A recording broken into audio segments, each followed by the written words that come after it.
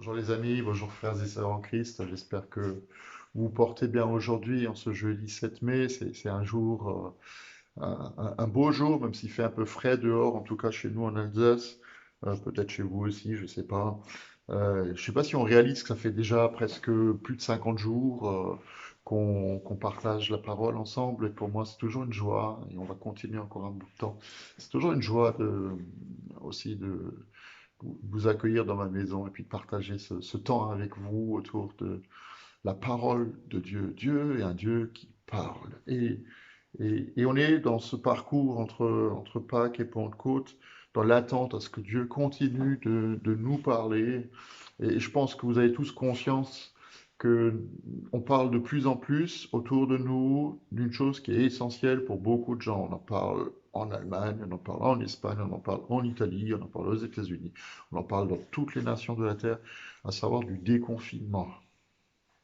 On parle de plus en plus de ça. On est en train de préparer le déconfinement avec, pour moi, une double attente.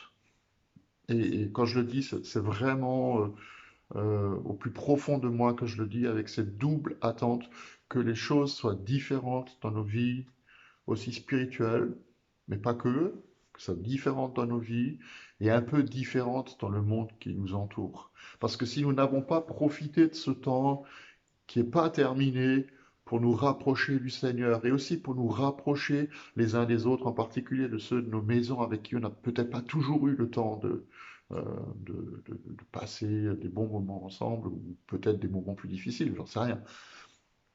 Mais on aura perdu notre temps. Les temps de désert, ils servent aussi à ça, à nous remettre d'une certaine manière face à face. Et je me souviens quand on a marché il y a quelques années en Israël dans le désert du Negev, près du cratère de Ramon, on y allait un petit peu la fleur au fusil. On est sorti du bus avec nos 5 litres d'eau qui étaient obligatoires, et puis notre chapeau sur la tête, notre sac à dos et tout ça. Et on y allait un peu de manière triomphante. Oui, on va marcher dans le désert pendant des heures et des heures. Mais au fur et à mesure que le temps passait, euh, tout d'un coup, on a réalisé, en tout cas moi j'ai réalisé que le silence, il s'est installé de plus en plus. Parce qu'on est face à soi-même. Et le temps de confinement, c'était aussi un cadeau, pour moi, un cadeau que Dieu nous fait pour qu'on soit face à nous-mêmes, face à lui, face aux autres aussi, d'une certaine manière. Et le parcours que nous faisons de Pâques, de la Pâques jusqu'à Pentecôte, il sert aussi à ce que moi je peux résumer en deux verbes, c'est sortir et entrer. Et le psaume 121 que je lis souvent au cimetière, il dit à la fin, le psaume 121, que l'Éternel gardera ton départ et ton arrivée dès maintenant et pour toujours. Moi, j'aime bien le toujours. C'est pas juste quelques semaines de confinement ou de mise en écart, mais c'est pour toujours. Et le Seigneur, il veut bénir notre sortie et notre entrée. Il veut bénir ce temps où on va sortir de nos maisons de manière peut-être plus, entre guillemets, libre, et où on va entrer dans un temps nouveau. Et je disais hier que le voyage du peuple d'Israël dans sa sortie d'Égypte jusque dans son entrée dans la terre promise, c'est un peu en parallèle avec notre voyage à nous, en tant qu'enfants de Dieu, mais aussi en tant que pèlerins sur la terre. Même les héros de la foi, comme Abraham ou Jacob ou David, ils l'ont été. Et nous aussi, nous ne sommes que des voyageurs sur cette terre. D'ailleurs, Hébreux 11, le grand chapitre consacré aux héros de la foi, il nous dit, c'est dans la foi qu'ils sont tous morts, tous les patriarches, tous ceux qui nous ont précédés dans la foi. C'est dans la foi qu'ils sont tous morts, sans avoir obtenu les choses promises, mais ils les ont vus et salués de loin, reconnaissant qu'ils étaient étrangers et voyageurs sur la terre. Il y a un vrai parallèle entre la marche du peuple d'Israël dans le désert et notre marche dans les temps que nous vivons. Paul dit quelque chose d'ailleurs d'intéressant dans la première aux Corinthiens, chapitre 10, et moi je vous inviterai à lire les premiers versets de ce chapitre plus tard ou demain ou après-demain, peu importe. Euh, il dit la chose suivante au verset 11, tout s'est fait, tout ce qu'il écrit avant. Tous ces faits sont arrivés au peuple d'Israël pour servir d'exemple et ils ont été écrits pour notre instruction, à nous qui sommes parvenus à la fin des temps. Je ne sais pas si nous sommes à la fin des temps, mais nous sommes sûrement dans la fin des temps et encore plus certainement à la fin d'un temps. Mais ce que le peuple a vécu et traversé doit nous servir d'exemple, un peu comme un guide, comme une carte Michelin spirituelle. Alors en quoi? En deux choses. La première, je la partage aujourd'hui, la deuxième, je la partagerai sans doute demain. La première chose, c'est que la terre d'Israël, la terre promise à Israël, c'était un petit pays. Encore aujourd'hui, Israël, c'est un petit pays qui était au milieu de grandes nations. Et ce petit pays peuplé de ces gens qui étaient consacrés à l'Éternel, ils devaient servir aux nations environnantes de modèles d'adoration et d'obéissance à Dieu. Et à un Dieu bien meilleur et bien plus juste que tous ceux qui les entouraient. Ceux qui écoutaient la voix de Dieu, ils étaient au bénéfice des bénédictions, mais aussi des promesses extraordinaires. Et ce qu'on réalise, si Dieu il dit, si vous choisissez de me suivre, je vous accorderai, tout ça, tout, une longue vie, la paix, la joie, la prospérité, etc., etc.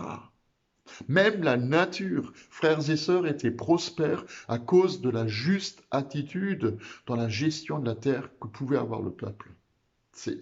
Waouh! Il y a des choses à réfléchir aussi pour nous. Et de la même façon, le Seigneur, il ne nous sauve pas pour que nous allions juste au ciel un jour, au paradis un jour, mais qu'au milieu du monde qui nous entoure, nous soyons ceux qui vivent et qui témoignent d'une autre façon de vivre, qui est possible sous le regard de Dieu. Moi, frères et sœurs, moi je vous le dis, il y a des avantages à vivre la foi chrétienne si le Seigneur est notre Seigneur. Notre vie de foi, c'est tout le contraire de ce que beaucoup pensent. C'est pas une vie ennuyeuse, c'est pas une vie barbante, avec un message qui s'adresserait, comme je l'entends parfois, qu'aux faibles, qu'aux enfants et aux vieux. Mes amis, c'est tout le contraire.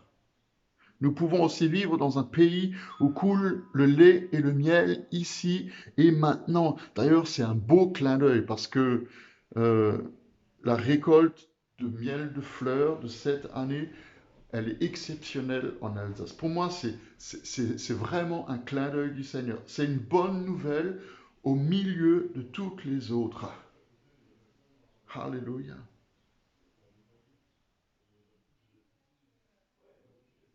Nous pouvons aussi être, frères et sœurs, une bénédiction pour ceux qui nous entourent. Une vraie bénédiction pour ceux qui nous entourent. Si nous arrêtons, et je nous en conjure, si nous arrêtons nos mesquineries, nos divisions, nos jalousies, nos jugements, les critiques, ce n'est pas l'exemple que l'Église de Jésus-Christ devrait donner dans notre monde. Nous pouvons être une bénédiction à condition de vivre les choses différemment. Et même si le chemin est long, même si le chemin est de temps en temps sinueux, même si le chemin il est parfois compliqué, parce que ce n'est pas évident d'être dans l'unité de la foi et dans l'unité de l'esprit, c'est parfois compliqué. Comme pour Israël qui a dû faire face à plein de défis et de batailles pour entrer dans le pays promis par Dieu. Il mène à la bénédiction sous la conduite de Jésus. Nous sommes appelés à vivre la puissance de la résurrection. Alléluia. Ici sur la terre, mais aussi maintenant. C'est le temps. C'est le temps pour nous de sortir de nos déserts pour entrer dans la terre promise. C'est le temps où le Seigneur il veut poser sa main sur nous et nous bénir. C'est le temps où le Seigneur il veut voir changer pas seulement nos vies, mais changer aussi la face de l'Église et aussi la face de notre monde. Alléluia.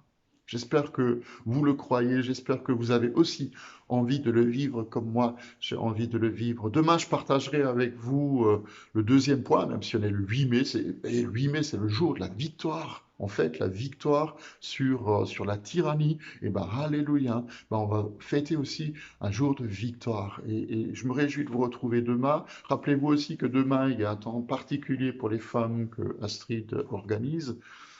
sur notre chaîne YouTube Église protestante d'Imringen. En tout cas, moi, je me réjouis de vous retrouver demain et après-demain et puis tous les jours qui viennent encore avant que nous puissions vivre cette nouveauté, cette terre promise que le Seigneur nous promet. Alléluia. Amen. Soyez bénis. Bonne fin de journée à vous. Continuez à chercher la face du Seigneur. Continuez à prier aussi les uns pour les autres. Et je vous dis à demain.